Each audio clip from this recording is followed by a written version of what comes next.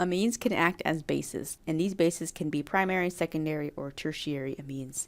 In the general reaction, the electron pair forms a new bond to a proton, and the proton is removed. So this nitrogen lone pair can go fishing for this hydrogen. So I have the NH3 here that was there previously.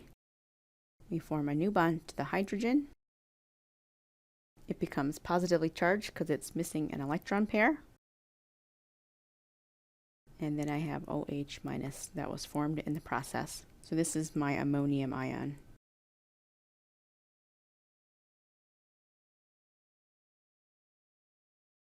And this reaction can happen with ammonia. This can happen with primary amines and also tertiary and secondary amines.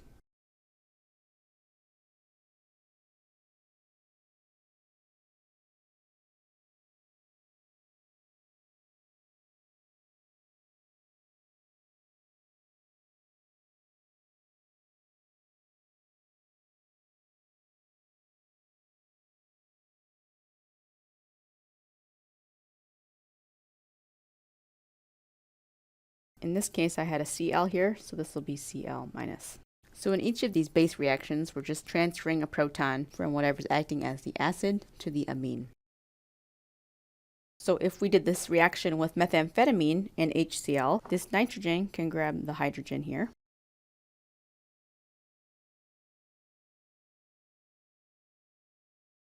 And that becomes an ammonium ion. And then we have the Cl minus here acts as a salt. So methamphetamine is not water soluble, but this is. So for each of these acid-base reactions, nitrogen's going to grab the hydrogen, and then it's going to pick up a proton and become the ammonium ion. And here this will be the same reaction.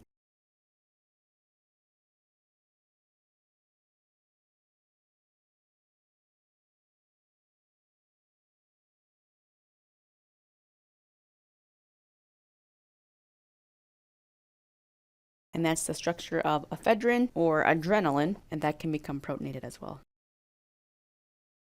So as I mentioned previously, amines tend to be water insoluble. And when we make the salt, it's water soluble.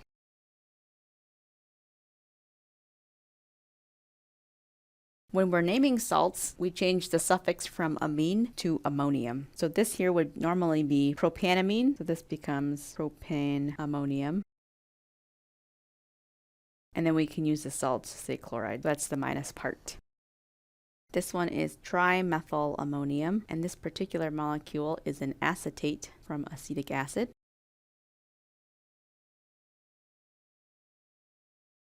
So this will be trimethylammonium acetate.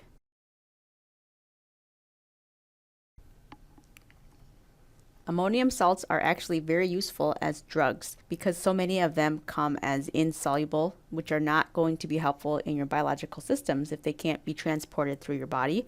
So if you look at your drug labels, oftentimes you'll see the name of the active ingredient of some drug and then it's got HCl added to it. So for example, diphenhydramine, HCl is an HCl salt of the antihistamine. The structure of the Benadryl is diphenhydramine that's been reacted with HCl. So it takes on that extra proton to become positively charged with a counter ion of chlorine. The decongestant Sudafed, which is also in Theraflu and Dayquil, has phenylephrine hydrochloride with that same extra proton, the positive charge in the Cl. And then methadone hydrochloride, which is a narcotic analgesic, also has that salt. So these help drugs to become soluble so that your body can use them. If it's trapped in the fatty tissue, it's not very useful. So neurotransmitters are what we're going to look at next, and these are chemical messengers that transmit nerve impulses from one nerve cell or a neuron to another nerve cell.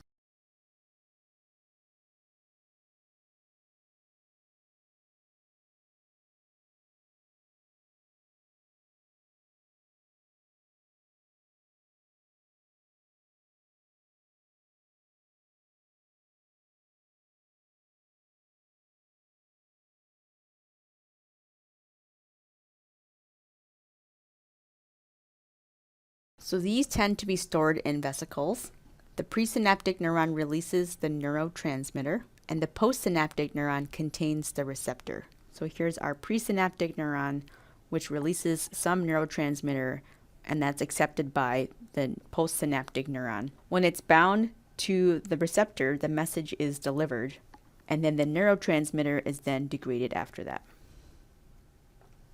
All neurotransmitters contain nitrogen atoms, and these drugs can prevent the release of neurotransmitters. They can prevent binding to the receptor, or they can increase the amount of neurotransmitter release, or they can affect degradation of the neurotransmitters. So it's a class of compounds that have the nitrogen atoms, these neurotransmitters, but they have different ways of working. We have neuroepinephrine, there's dopamine, serotonin, and acetylcholine. So they have different functions that are listed above. Norepinephrine is the first drug that we're going to look at, and having proper levels of norepinephrine and dopamine are needed for good mental health. If you have abnormally high levels of norepinephrine, you usually feel very happy, and these high levels are associated with manic behaviors. This can then be converted to adrenaline in stress or fear. So tyrosine is an amino acid that can get converted to L-DOPA, which can then be converted to dopamine, and then to norepinephrine. In the norepinephrine, we just have this primary amine out here on the end. Dopamine has that same primary amine. Dopamine affects our brain processes that control movement, emotions, and pleasure. Elevated levels of dopamine are associated with schizophrenia.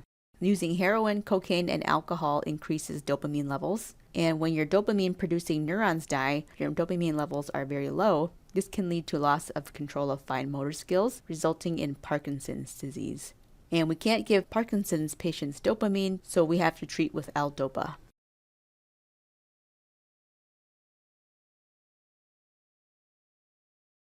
When dopamine receptors are stimulated more than normal, the number and sensitivity of the receptors goes down, and then an individual will need more of a drug to feel the same pleasure. So it's kind of like building a tolerance for that. Serotonin is made from tryptophan, which is a different amino acid. This plays a very important role in your mood, sleep, perception, and also temperature regulation. The structure of serotonin includes this whole group here is called an indole, which you don't have to know, but it is a class of heterocycles that is common in a lot of drugs, which is also present in serotonin. And then sertraline just has the secondary amine here, as does fluoxetine. Having low levels of serotonin causes depression, and you may have heard serotonin be called the happiness chemical, and that's why low levels is associated with depression. Selective serotonin uptake inhibitors are antidepressants, and they can inhibit your uptake of serotonin by the presynaptic neuron. So fluoxetine and sertraline, those are some antidepressant drugs. Migraine headaches can also result from low levels or improper levels of serotonin in the brain. These symptoms include pain, nausea, and light sensitivity. Sumatriptan is the trade name Imitrix, and we also have the other compound there that has the trade name Maxalt. Sumatriptan has a heterocycle. This is that indole again. We also have a tertiary amine and then a secondary amine. And this is another ring. This one is called a triazole, when it has a 5-membered ring with 3 nitrogens. This one happens to be a 1,2,4. And then we have this indole again, and a tertiary amine. Other drugs that will mess with your brain levels include bufotenin, which comes from the toad, and then psilocybin, which is in mushrooms. Acetylcholine is a neurotransmitter that's between neurons and muscle cells. This is involved in memory, mood, and other functions. So you can see the acetylcholine here. This is an ammonium group. Nicotine interacts with acetylcholine receptors, and this can be a stimulant we mentioned at low concentrations, and you can also get a sense of pleasure when dopamine releases these. Tolerance can develop as receptors degenerate. So in this one, we have a heterocycle here and in the upper ring.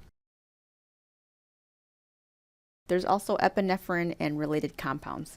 So hormones are chemical messengers of the endocrine system.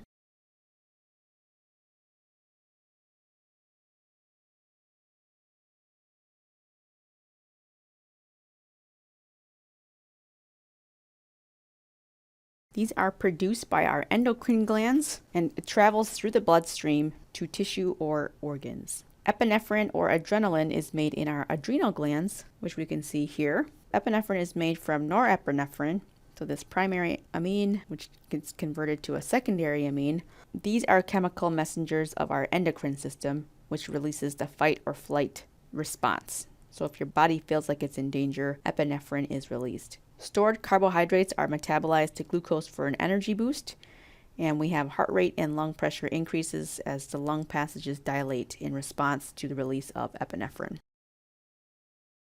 Derivatives of 2-phenylethylamine are powerful stimulants for the central nervous system. So these can bring up our heart rate and our breathing rate. It can slow down hunger and fatigue, and sometimes is prescribed for ADHD and even weight loss. So 2-phenylethylamine is this benzene ring with an ethyl group here, or an ethylamine. So the common structure in these drugs is shown in red. So you have that benzene with the CCN. So amphetamine fits this category, and that is actually in the drug Adderall.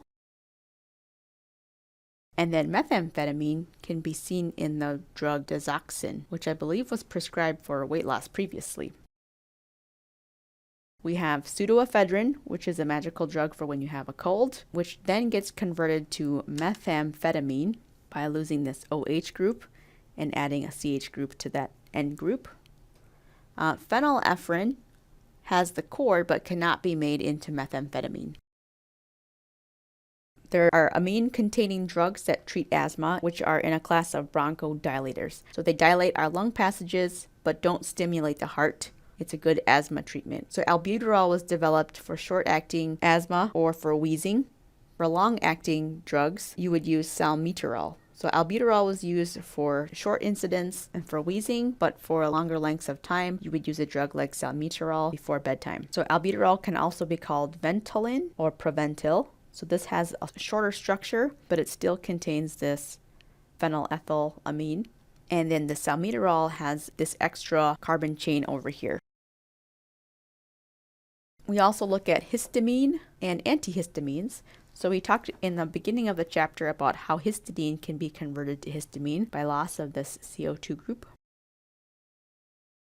Histamine is a biologically active amine in tissue from histidine. It's the transmitter that binds to H1 and H2 receptors. It can be classified as a vasodilator, which is released to injury or infection spots, and is often responsible for allergy symptoms. So in order to combat that, we take antihistamines, which inhibit the vasodilation. It binds to H1, and you can treat cold and allergy symptoms with these antihistamines, but they also cause drowsiness. So chlorpheniramine crosses the blood-brain barrier and can bind to H1.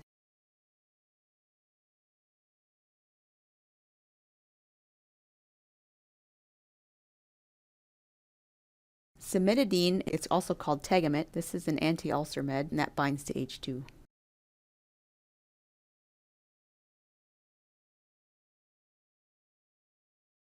Fexofenadine is also called Allegra. That one does not cross the blood-brain barrier. It binds to H1 and is non-drowsy.